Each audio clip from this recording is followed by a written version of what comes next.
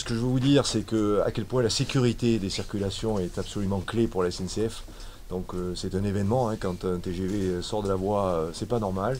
Et donc voilà, la sécurité est très importante. À ce stade, les causes ne sont pas complètement établies, mais on voit bien qu'on a eu un glissement de terrain complètement imprévu et que après 5 TGV qui sont passés ce matin sur la voie, le sixième a percuté à très grande vitesse ce talus, dont le choc a été très violent.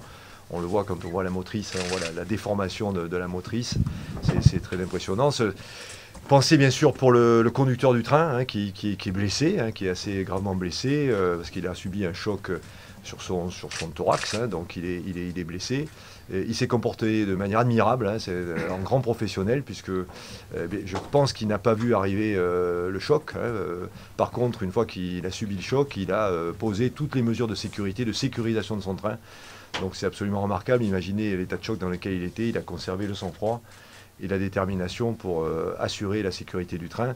Je voudrais aussi avoir une pensée pour le contrôleur qui était dans la première voiture, qui lui aussi a été choqué, hein. Il a eu une chute après le choc. Et puis on a aussi, je crois, une passagère, hein, qui a été légèrement blessée. Ça, ce sont les chocs physiques, mais je ne sous-estime pas les chocs psychologiques.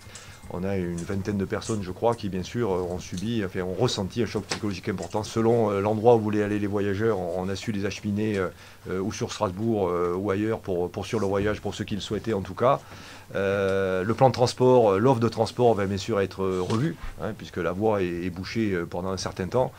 Le temps d'abord que les enquêtes se fassent. Les enquêtes ont été diligentées par les pouvoirs publics et par nous-mêmes d'ailleurs, hein, pour bien comprendre tout ce qui s'est passé. Voilà, pour en tirer les leçons et bien sûr faire en sorte qu'on puisse anticiper sur ce genre de choses si c'est possible, parce que c'est pas facile d'anticiper un glissement de terrain de cette nature, hein. Voilà ce que je voulais vous dire.